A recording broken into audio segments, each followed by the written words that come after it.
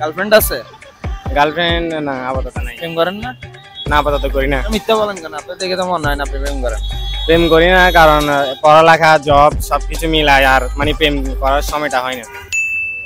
টাকা ইনকাম করেন? অবশ্যই টাকা তো ইনকাম করতে হবে, ছেলে মানুষ। আচ্ছা, তাহলে এই টাকা জমান, ভবিষ্যতে প্রেমিকা খরচ করবেন? না না, প্রেমিকা খরচ করবে কেন? কেন বউ করতে খরচ দিবেন না? না না, বউ খরচ করবে যে। ও আচ্ছা আচ্ছা, আমি তো মানে প্রেম করব না, করবেন না? বিয়ের পর প্রেম করব, যে এখন করব না। हाय हाय इतना सुकून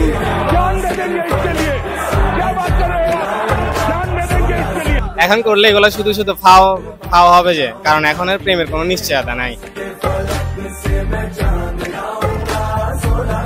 সেজন্য আমি করলে যে আমার জীবন সঙ্গী সারা জীবনের লাইফ গ্যারান্টি হবে, তার পিছনে খরচ করব। আচ্ছা, এই মনে করেন যে এই তো প্রেমের বিষয়ে আসছি আমরা, বেস্ট ফ্রেন্ড ভালো, মেয়ে বেস্ট মানে মেয়ে হ্যাঁ, ফিমেল বেস্ট ফ্রেন্ড ভালো নাকি গার্লফ্রেন্ড, মানে কোনটা রাখা বেস্ট? আমি মনে করি বেস্ট ফ্রেন্ডই ভালো, কারণ গার্লফ্রেন্ডের তো কোনো নিশ্চয়তা নাই যে ও বা সারা জীবন থাকবে বা সুখে দুঃখে পাশে থাকবে, কিন্তু বেস্ট ফ্রেন্ড সবচেয়ে ভালো, কারণ ওর সাথে এমন সিচুয়েশন হয় না যে মানে ছেড়ে চলে যাবে বা ওইরকম। বেস্ট ফ্রেন্ডের একটা ভালো দিক হচ্ছে মানে অ্যাসাইনমেন্ট গুলো সবগুলো করা যায় অ্যাসাইনমেন্ট না ফ্রেন্ড?